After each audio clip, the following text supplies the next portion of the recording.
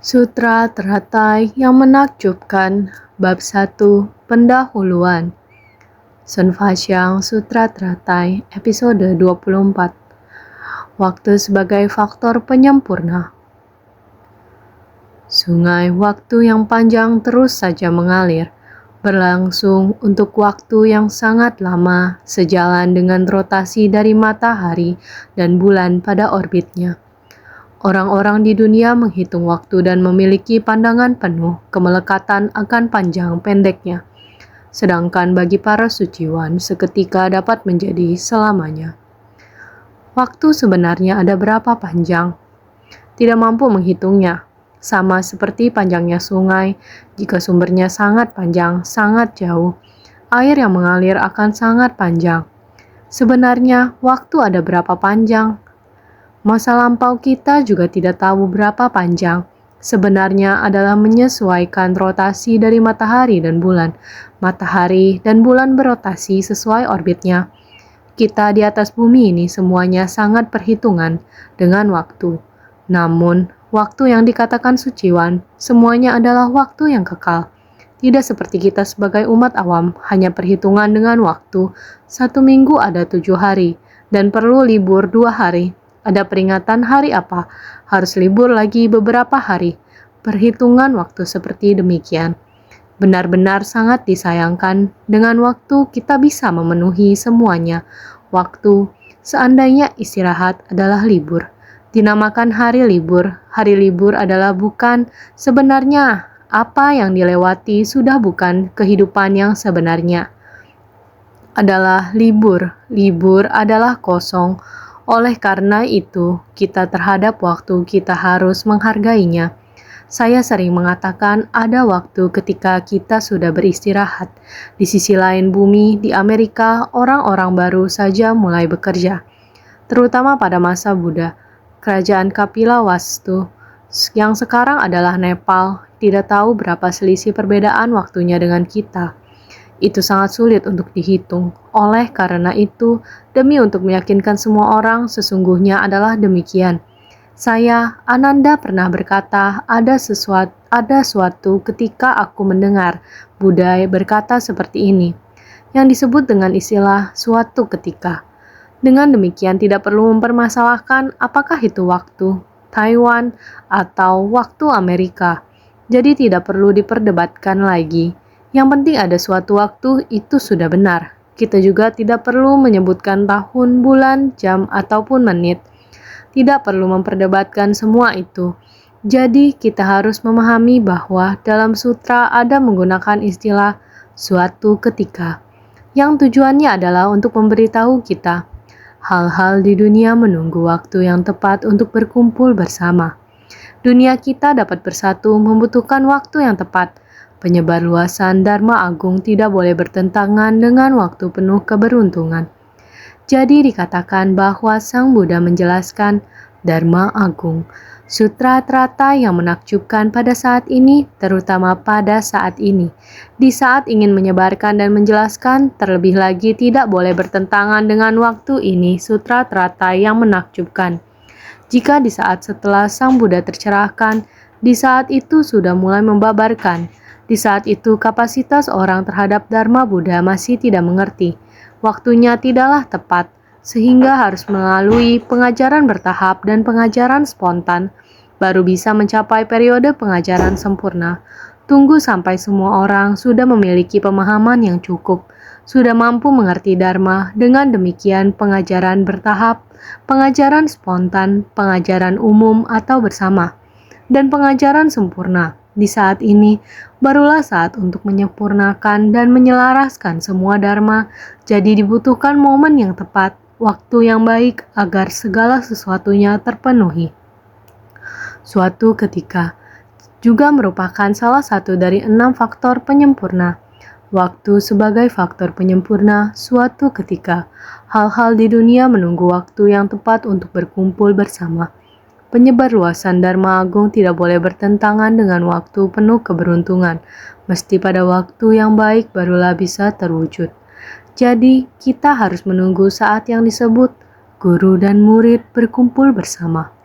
Guru adalah orang yang berbicara, sedangkan murid adalah murid yang memberikan kesempatan kepada saya untuk berbicara. Inilah yang disebut guru dan murid berkumpul bersama. Inilah waktu untuk membabarkan dan mendengarkan yang paling sempurna. Orang yang ingin berbicara kebetulan memiliki waktu ini, dan orang yang ingin mendengar juga memiliki hati di waktu ini untuk mendengar. Ini adalah waktu yang sangat baik, terutama di Kriya Chingse. Kita waktu ingin membabarkan sutra adalah waktu ini, waktu yang paling bagus, yakni dini hari, sebelum langit belum terang, banyak hal belum dimulai. Jadi di saat itu belum ada urusan lain yang mengganggu. Jadi bisa fokus untuk mendengarkan dan bisa berbicara dengan sepenuh hati. Itulah yang disebut waktu yang baik. Ketika guru dan murid berkumpul bersama, inilah waktu untuk membabarkan dan mendengarkan yang paling sempurna. Pada saat Sang Buddha membabarkan sutra, mulai dari sutra makna tanpa batas, sutra terata yang menakjubkan, hingga sutra nirwana. Ketika ditambah berjumlah 8 tahun, tahun yang mana yang ingin beliau bahas? Maka juga tidak membahas tahun apapun, hanya membahas suatu ketika. Tidak membahas tahun, bulan, dan hari. Demikian menggunakan istilah umum, yaitu suatu ketika. Maka kata satu ini merujuk kepada saat Buddha membabarkan Dharma merupakan waktu Buddha berbicara, bukan ketika orang lain yang berbicara, yakni merujuk kepada suatu persamuhan. Sang Buddha dengan persamuhan Sutra Teratai merujuk kepada seluruh ajaran yang dibabarkan Buddha. Satu merujuk kepada suatu persamuhan, awal dan akhir dari suatu persamuhan. Mulai dari Sutra Teratai, waktu beliau untuk membabarkan Sutra Teratai, terus hingga akhir. Semua ini diberikan istilah sebagai suatu ketika. Ini merupakan kegunaan umum dari suatu ketika. Tidak mengatakan tahun, bulan, atau hari apa, hanya mengatakan satu ketika. Ini merujuk pada masa pembabaran Dharma oleh Buddha dari awal hingga akhir daripada satu persamuhan. Kita sering mengatakan langit kekal dan bumi abadi. Ini menunjukkan waktu yang sangat lama. Namun waktu dalam Buddha Dharma, kita selalu menyebut waktu sebagai kalpa, kalpa yang tidak terhitung jumlahnya. Artinya waktu yang sangat lama. Kalpa arti dari kalpa, jika diterjemahkan artinya waktu yang sangat panjang. Waktu sangatlah singkat, bahkan menit dan detik juga termasuk di dalam kalpa. Ini adalah waktu yang singkat. Waktu yang singkat, sebenarnya apa waktu tersingkat itu? Sebersit pikiran, 60 hitungan sebagai sebersit pikiran. Sungguh sangat singkat. Kita memunculkan pikiran dalam batin. Memunculkan pikiran dalam batin ini sangat cepat.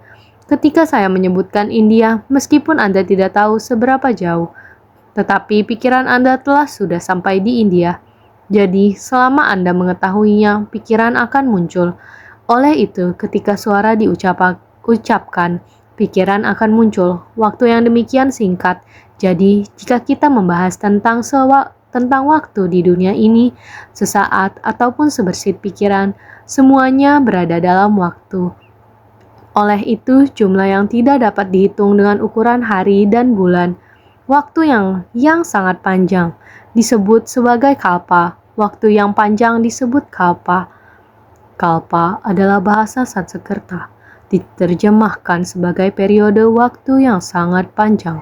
Biasanya tidak dapat dihitung dengan ukuran tahun, bulan, atau hari, sebab merupakan waktu yang amat panjang sekali. Maka jika kita dapat memahami prinsip kebenaran di dunia ini, sebenarnya panjang atau pendek, bagaimana kita memperhitungkannya? Bahkan kita harus tahu bahwa panjang dimulai dari sebersit niat. Hari ini kita memiliki sutra untuk dibaca, memiliki sutra untuk didengarkan, dan prinsip kebenaran untuk dipahami. Karena pada masa itu Sang Buddha suatu ketika membabarkan Dharma. Dimulai sejak saat itu, Sang Buddha pada ketika itu beliau mewariskan prinsip kebenaran masa lalu dari kalpa yang tak terkira sebelumnya. Hingga pada masa itu, suatu ketika, maka saat Sang Buddha membabarkan Dharma sering menyebut masa tanpa awal, Tidak ada masa yang dapat disebut sebagai permulaan, karena tidak dapat diperhitungkan prinsip kebenaran dimulai dari mana. Tidak ada metode untuk menghitungnya, maka disebut sebagai tanpa awal, sehingga waktu dihitung dengan kappa, maka waktu bagi suciwan bisa sangat pendek, juga bisa diperpanjang. Panjang atau pendek terletak dalam lubuk hatinya. Ini yang disebut dengan tatata, dunia dari tatata. Tidak peduli berapa lama waktu berlalu, tetap saja berada di dalam momen yang singkat. Tetapi dalam setiap momen singkat ini dapat diperpanjang sampai masa depan yang tak terhingga. Ini yang dinamakan dengan kebijaksanaan.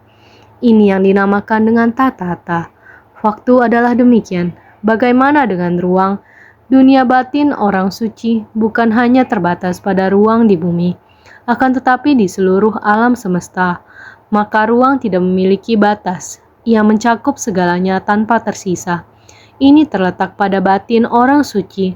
Seluruhnya telah tercakup sehingga disebut memiliki kelapangan dada seluas jagat raya. Bagaimana dengan cakupannya? Hingga dapat merangkul seluruh alam semesta. Di dalam alam dharma pada alam semesta ini, di dalam batin Sang Buddha, tidak ada yang tidak tercakup di dalamnya. Maka baik ruang maupun waktu, seluruhnya disebut sebagai satu waktu. Di negara manapun Dharma Sang Buddha berada, ataupun di alam surga, di dunia pun dapat diterapkan. Kalpa tak terhingga dapat disingkatkan menjadi satu kalpa. Panjang dan pendeknya langit dan bumi, selang waktunya benda-benda, semua tercakup tanpa sisa. Jadi secara umum disebut suatu ketika. Di dalam Sutra Siti Garbha, Sang Buddha membabarkan Dharma di surga Traya Strimsa. Satu hari di surga Traya Strimsa sama dengan 100 tahun di dunia manusia. Maka di surga Traya Strimsa, demi ibunda, beliau membabarkan Dharma, mengucapkan sepatah dua patah kata. Kembali ke dunia telah 3 bulan lamanya, sehingga di tempat tersebut sehari belum berlalu. Satu waktu belum berlalu, di dunia sudah beberapa bulan, maka dikatakan suatu ketika. Ini berlaku untuk 6 alam kehidupan, termasuk alam surga, alam manusia dan seluruh alam semesta. Jadi dalam hal-hal duniawi semuanya memiliki waktu dan ruang. Memang hal-hal dan benda-benda duniawi adalah demikian, berjalan sesuai dengan waktu dan ruang. Tetapi bagaimana dengan prinsip kebenaran? Prinsip kebenaran adalah tiada ada batasnya. Waktu di mana batin Sang Buddha dan objeknya lenyap seketika, mencakup segalanya secara menyeluruh. Hati Buddha dan makhluk hidup tiada bedanya. Ada lagi ruang, waktu. Prinsip kebenaran ini, prinsip dan kebijaksanaan lebur seketika yang artinya semuanya menyatu. Awam dan suci adalah sama seketika. Tidak peduli manusia awam atau manusia suci, semuanya adalah sama. Ini terjadi karena hakiki dan awal gabung seketika. Apa yang mendasari? Mendasar adalah kita makhluk hidup dan Buddha memiliki niat pikiran tatata yang sama. Setiap orang telah memilikinya sejak awal. Ini adalah pada dasarnya setiap orang memiliki sifat tatata. Jadi ketika tatata datang bersamaan dengan waktu itu disebut suatu ketika. Pada saat Buddha hendak membabarkan Dharma adalah saat Buddha mengajar dan membimbing makhluk hidup di dunia di mana kondisi dan akal kapasitas para makhluk sudah sangat matang. Karena Buddha berada di dunia ini, juga harus merespon masalah duniawi saat ini. Berkenaan dengan prinsip kebenaran adalah waktu di mana batin dan objeknya lenyap seketika. Prinsip dan kebijaksanaan lebur seketika. Awam dan suci adalah sama seketika. Hakiki dan awal gabung seketika. Jadi, waktu di mana jalinan jodoh dan kapasitas untuk membimbing dan mengajar para makhluk telah matang.